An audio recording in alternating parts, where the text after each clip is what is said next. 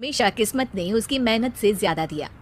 पैदा हुआ एक बड़े घर में मुंह में चांदी की चम्मच लेकर, और शादी भी की एक उससे भी बड़े घर में सोने की चम्मच मुंह में लेकर।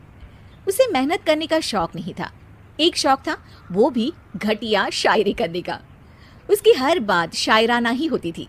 जैसे कि एक दिन, दूर से देखा तो चांद पे दाग था, दूर से देखा तो चांद पे दाग था, पास से देखा साबुन का छाग था। ठोको ताली।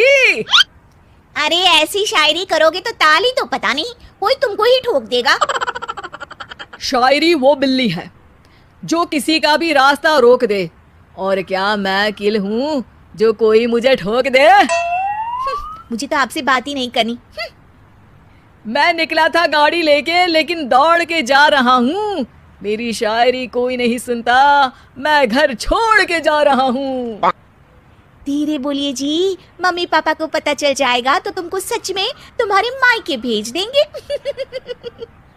सस्ते साबुन से मेरी कॉलर चमकी नहीं, सच में चला जाऊंगा, मेरी बात कोई धमकी नहीं। अगर शायरी ही सुनानी है तो सुनाओ, लेकिन कोई काम धंधा भी तो करो। मेरे पिताजी के पास बहुत पैसा है तो घर जमाई बन के खा रहे हो, और कल जा रहे हो ना अपने मायके तो आज ही चले जाओ मेरी बला से। हमें तो अपनों ने लूटा, गैरों में कहाँ दम था हमें। अरे चुप हो जाओ, तुमको मिर्जा गालिब की कसम। अरे जाना है तो जाओ, लेकिन पहले मेरे मम्मी पापा से मिलकर जाओ, वरना वो क्या सोचेंगे।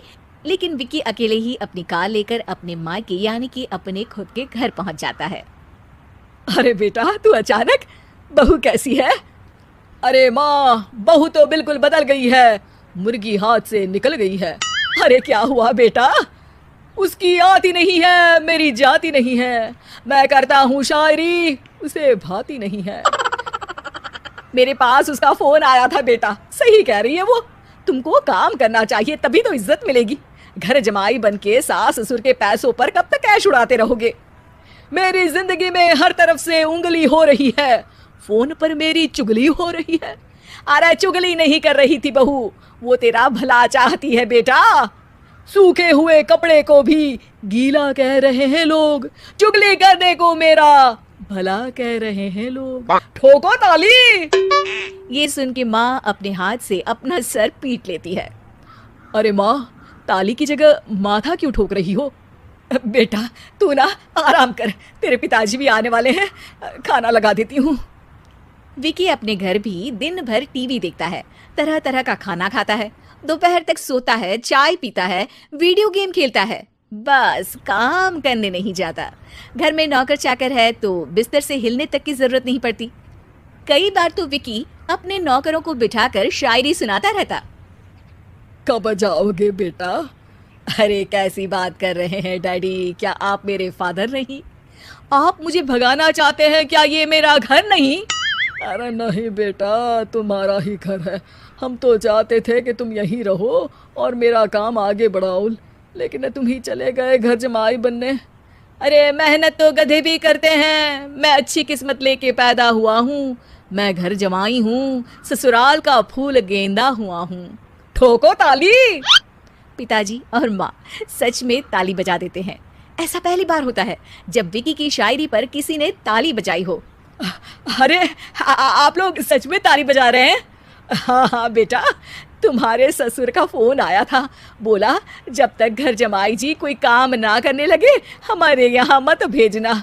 अब तू तो काम करने से रहा और तुझे रहना भी है हमारे घर में ही, करेगा भी शायरी ही, और बार बार ठोको ताली बोलेगा तो आदत डाल ही लेते हैं ताली ठोकने की। विकी उसी वक्त खड़ा होता है और बहुत गुस्से में सीधे ससुराल के लिए निकल जाता है। फिर से आ गए? लेकिन सुमन को देखते ही विकी पिघल जाता है। अब सुमन, आई एम सॉरी, आज से ना मैं सिर्फ शायरी ही नहीं बल्कि काम भी करूँगा। तुम अपने ऑफिस में बात कर लेना, कोई भी मेहनत का काम कर लूँगा। मैं घर जमाई बन के रहूँगा, लेकिन काम करूँगा और इज्जत से रहूँगा। मतलब सिर्फ तुम नहीं आए हो, तुम्हारे साथ तुम्हें अकल भी आ गई है। मैं अपने कारखाने का मैनेजर बनाता हूँ तुमको, कल से मेरे साथ चलना वहाँ। थैंक यू ससुर जी। थैंक यू से काम नहीं चलेगा, एक शायरी सुनानी पड़ेगी। है जरूर।